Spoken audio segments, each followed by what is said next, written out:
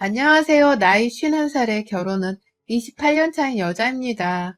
인터넷에 뭘 적는 게 참 낯선 나이인데 좋은 기회를 주셔서 감사하다고 해야 할지 아니면 울어야 할지 모르겠네요. 지난 일주일간 있었던 정말 파란만장했던 저희 시집살이의 마지막을 애정하는 유튜브와 공유해보려고 합니다. 부족한 글솜씨여도 재밌게 읽어주시면 감사하겠어요. 저는 23세 결혼을 해서 사업하던 제 남편이랑 살림을 차렸습니다. 당시 저는 대학을 막 졸업했을 때였고 남편은 이미 사업을 제법 잘 일궈 놓았던 때였어요. 당시 제 남편이 하던 사업은 인테리어에 관한 것이었고 저는 애초에 주부로 살겠다고 시집을 간 것이었기 때문에 그 사람이 하는 일에 대해 자세히 알지는 못했습니다. 연애할 때에는 저를 잘만 데리고서 자기 사무실로 가더니만 결혼하고 나서는 통 사무실로 부르지도 않고 들어가지도 못하게 하더라고요. 그러니 저도 주부인 제 영역을 잘 지켜가면서 제 할 일만 열심히 하며 내조를 하자 마음먹었고요. 저희 남편은 저와는 달리 대학을 가지 않고 바로 20살짝부터 일을 시작했던 사람이었어요. 중간에 군대를 갔을 적 빼고는 내내 일을 했고 그 돈으로 집안을 키우고 먹여 살렸다고 하더라고요. 돈을 제법 많이 벌긴 했었는지 저랑 연애를 할 적에도 고급스러운 세단 차량을 잘도 몰고서는 제 대학 앞에 찾아오기도 했고 제 친구들 불러다가 밥도 여러 번 사주곤 했습니다.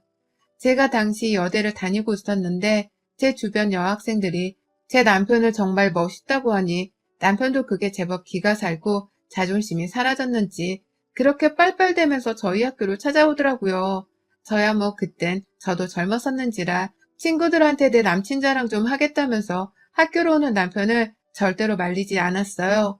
다들 부러워하는 남자였고 또 돈 많고 나를 행복하게만 해줄 것 같은 남자라며 입을 찢겨 세우길래 저는 또 이 남자가 최선의 선택이라고 여기고서는 덜컥 시집을 가버렸습니다.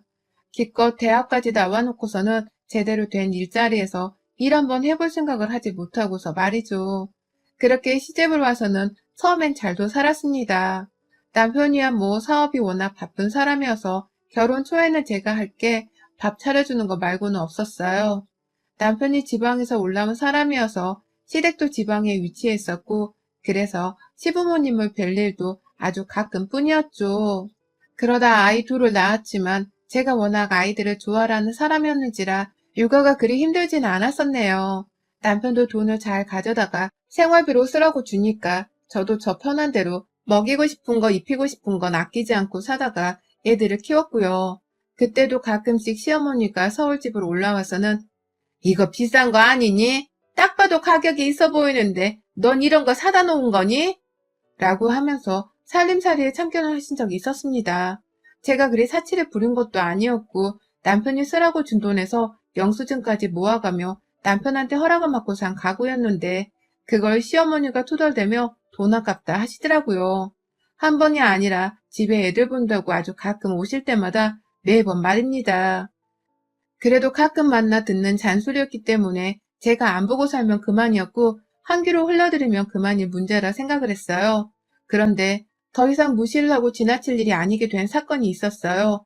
바로 IMF가 터지면서부터였죠. 제 남편 사업은 보란듯이 쫄딱 망했고요. 그냥 망한 것도 아니고 거기다가 빚까지 져서는 정말 되돌릴 수 없을 정도로 우리 집을 풍비박산으로 만들어버렸어요. 세상이 망한 것이었기에 저는 남편을 마냥 탓할 수 없었지만 애들을 보니 앞날이 정말 까마득했죠. 졸지에 집은 팔리고 내 살림살이들도 다 거덜나고 집 없이 도대체 어디서 잠을 자야 하나 하다가 결국 시댁에 있는 지방으로 내려가게 되었습니다. 서울에서 한 발자국도 떨어져 지내본 적이 없는 저는 그 당시에 둘을 안고서 눈물을 흘리며 시댁을 찾았어요. 모든 고생이 시작되는 순간이었죠. 대학도 졸업하지 않았던 남편은 어디 가서 취업을 하기도 하늘의 별따기였기 때문에 그 지역에서 결국 처자식을 두고는 다른 지역으로 혼자 가버렸어요.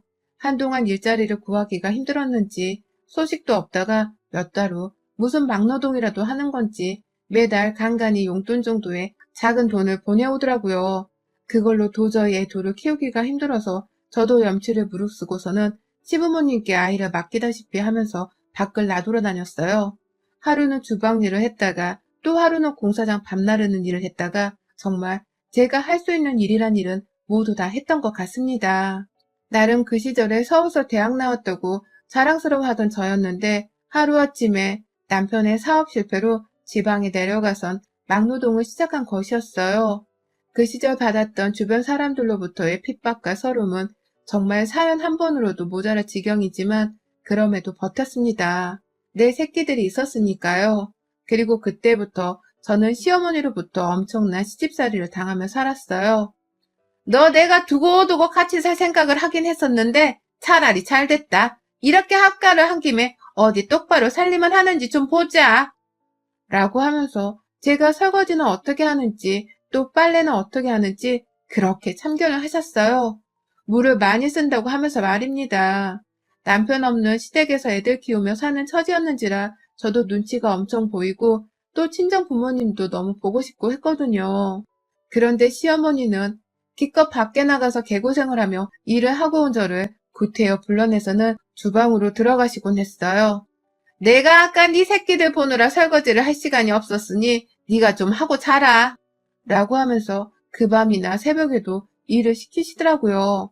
내 새끼들을 나 대신 돌봐줬으니 살림 할당량이라도 하라고 말이죠.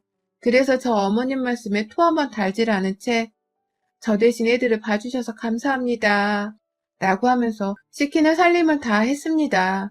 내가 일하는 동안 어머님이 아이들 때문에 더 고생을 하지 않으셨을까 싶은 마음에 죄송한 마음도 들어서 쥐뿔만한 월급을 받으며 시어머니께 꼭 일부 챙겨드리면서 살았어요. 제가 알기로는 그 당시 남편도 타지에서 힘들게 버는 돈으로 저뿐만 아니라 시어머니께도 용돈을 조금씩 드리고 있었거든요. 시어머니는 며느리랑 아들 둘 다한테서 용돈을 받으면서 누구보다 그 시절 지갑이 가장 여유 있는 채로 사셨는데도 저한테는 참 인색하셨어요. 저뿐만 아니라 저희 애들도 침짝들, 저거 침짝들, 니들 때문에 내가 이 나이에 자식을 다시 키우는 심정이다. 라는 말을 거의 매일 듣다시피 하며 살았으니까요. 어린 제 아이들은 그 말에 상처도 많이 받았을 거고 그런 아이들을 보는 제 마음도 늘 괴로웠습니다. 시어머니께 그런 소리를 듣는다면 당장이라도 집을 나가서 독립을 하는 게 맞았지만 저희는 돈이 없었어요. 당장에 집을 구할 여유가 하나도 없었죠. 그러니 무조건 어머님 말씀에 토 한 번 달지를 않은 채 아랫사람 도리를 다하며 살았습니다. 우리 애들을 같이 지내게 해주신 것만으로도 내가 무조건 감사해야 할 일이라며 저는 단 한 번도 시어머니 말씀을 거역하지 않으며 살았어요. 새벽에 집에 들어오는 날도 부지기수였고 어쩔 땐 일하는 식당에서 숙식을 하며 하루 걸러 시댁을 찾고는 했는데 그때마다 밀린 일을 시키듯이 오만 집안 살림을 시켜가며 잠도 못 들게 하던 시어머니의 못된 심보를 다 알면서도 모른 척했어요. 그렇게 보내는 사이 제 아이들이 쑥쑥 컸고 남편이 지방에 작은 집 하나를 마련해서 겨우 독립을 하게 되었어요. 그게 겨우 5년 전입니다.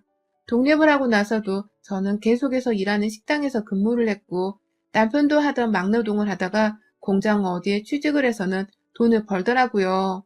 부부가 다 아이들한테 한 푼이라도 더 물려주고 죽고 싶다는 마음으로 열심히 일을 하다 보니 시어머니를 만날 일이 별로 없었어요. 시댁까지 갈 시간도 없었고요. 그래서 명절마다 1년에 2번씩 얼굴을 뵈었었는데 재작년부터는 시어머니가 유독 제 손톱을 가지고서 뭐라고 하시네요. 제가 내 일을 하고 시댁에 가기 시작했던 재작년부터 말입니다. 저희 딸아이가 그 시기에 네일 자격증을 땄었어요. 자기가 직접 아르바이트를 해서 돈을 모아다가 예쁜 네일샵도 차릴 거라고 꿈을 키우던 야무지고 착한 아이였죠. 평소 고생하며 식당 일을 하는 제 손톱이 많이 서럽고 슬퍼 보였었는지 딸아이는 자격증을 따기 전에도 제 손톱으로 네일아트 연습을 많이 하곤 했었고요. 자격증을 따고 나서도 제 손톱을 가지고서 여러 번 예쁘게 꾸며주더라고요. 다만 제가 식당으로 출근하는 사람이었기 때문에 손톱이 매일같이 화려할 수 없었거든요. 그걸 딸도 잘 알고서는 제가 쉬는 날 하루 동안만이라도 제 손을 귀신같이 빌려가서는 네일을 해주곤 했죠. 명절같이 나름 긴 휴가를 받았을 때도 말이고요. 그걸 받다 보니 저도 기분이 좋더라고요. 마치 대학생 시절의 나를 잘 꾸미던 그때로 돌아간 것 같기도 했고요. 나름대로 기분 전환이 잘 되었고 또 내일을 볼 때마다 예쁜 것이 괜히 신이 나기도 했었습니다. 딸내미도 엄마를 예쁘게 해주겠다며 늘 부풀어 있었고 그런 딸내미랑 시간을 보내면서 내일을 받는 날은 저에게도 늘상 행복이었죠. 그러니 시간이 될 때마다 딸내미랑 머리 맞대고서 내일을 받으며 수다를 떨려 하기도 했고요. 그런데 이게 시어머니께는 굉장히 밉상으로 보였더라고요. 제가 처음으로 네일을 하고서는 명절에 시댁을 방문했던 날 저희 시어머니가 어떤 반응을 보인 줄 아세요? 제 손톱에 보이는 색깔이 뭔가 싶으셨는지 제 손톱만 빤히 쳐다보면서 인사도 제대로 안 봐주시더니 제가 손톱에 칠을 했다는 것을 안 그 순간에 당시 드시고 있던 옥수수가 든 철바구니를 저한테 망설임도 없이 확 던져버리셨어요. 그리고는 제게 달려와선 제 손을 와락 잡아당기면서 이게 뭔 알록달록 지랄이야? 라고 말씀하시는데 그 순간 저도 너무 속상했고 제 딸아이는 저보다 더 속상해했어요.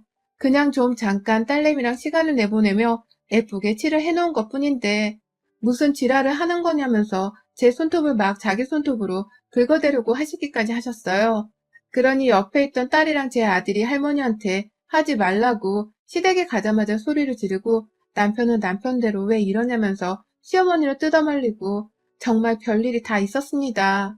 그날은 내내 시댁에 있는 동안 제 손톱을 째려보는 시어머니의 눈초리를 받으면서 지냈고 다음 명절부터는 절대로 내 일을 해가지 않겠다고 다짐을 했었죠.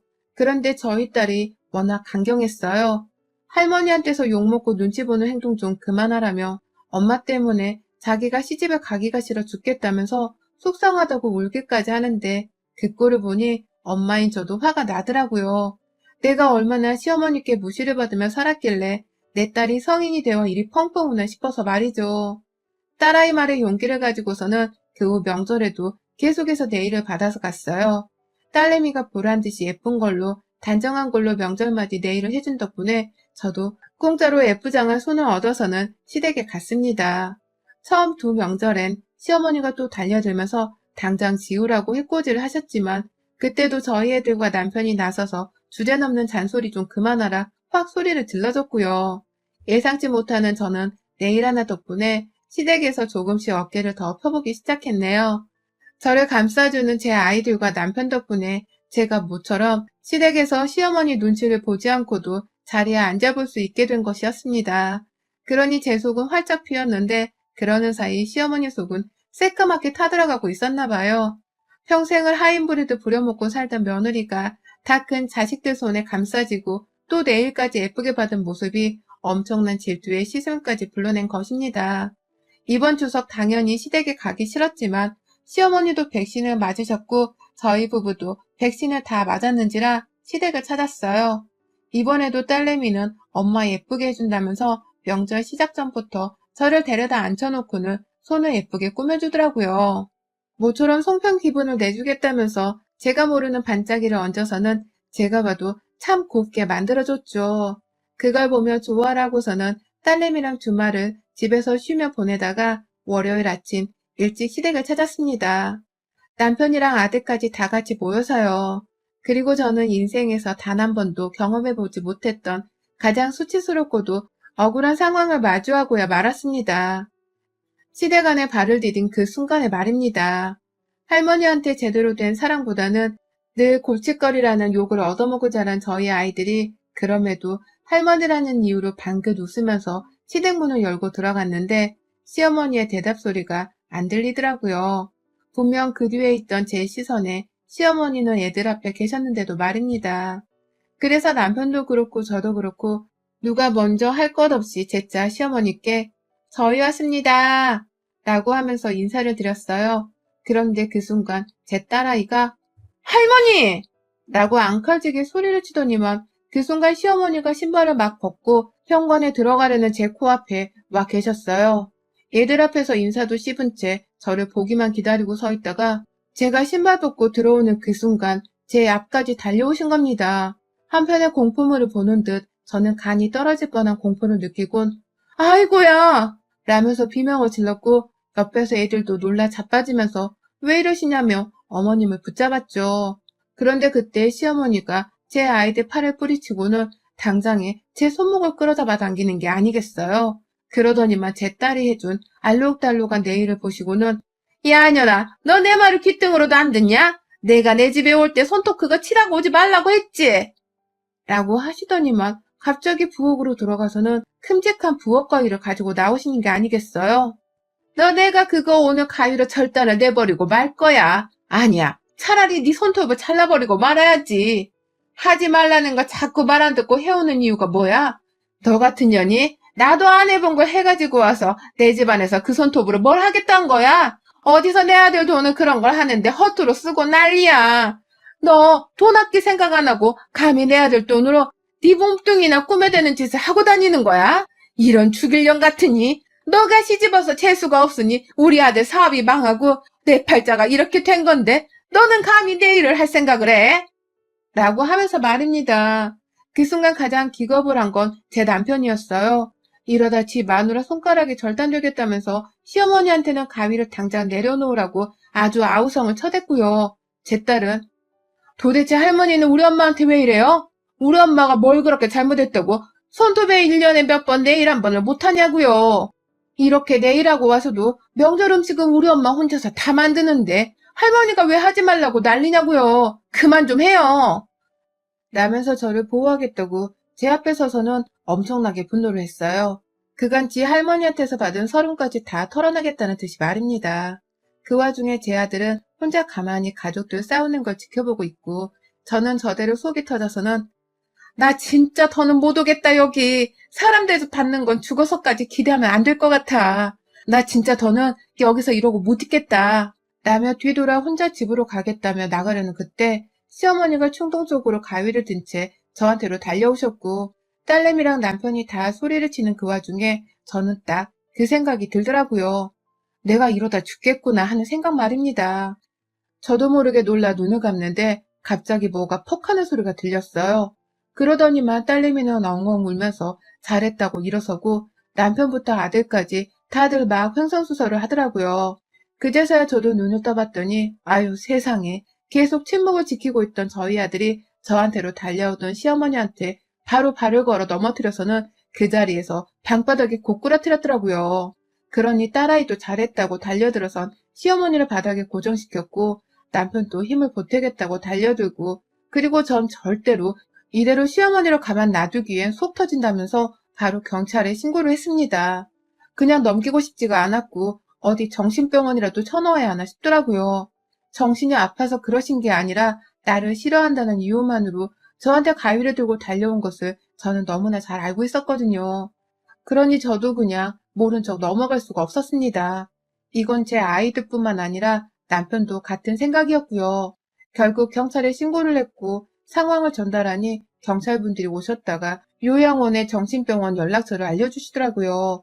보호자가 선택해야 하는 거라면서 말입니다.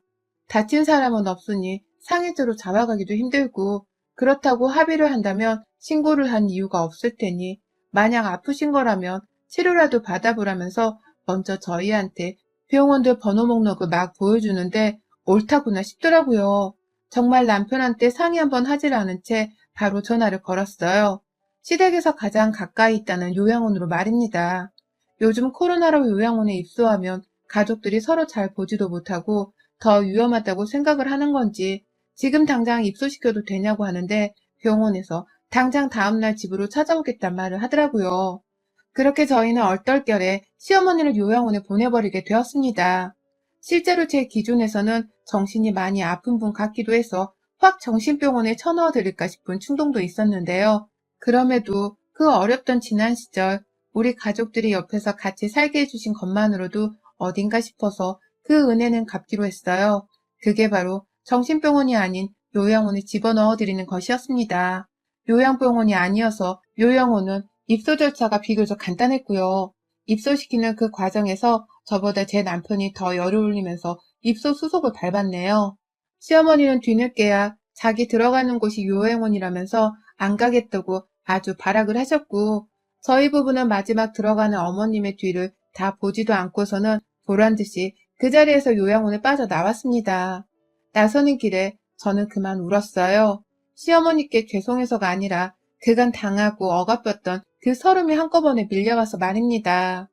내 젊은 시절 다 바쳐가며 시어머니 옆에서 사람 대접도 못 받은 채로 돈 벌고 고생하며 살았다는 생각을 하니까 헛구역질이 나올 정도로 통곡을 하고야 말았어요. 그러니 남편도 이게 다 자신의 사업이 잘못된 탓에 제가 이 수모를 당하게 된 것 같다면서 미안하다고 저를 따라 통곡을 했죠.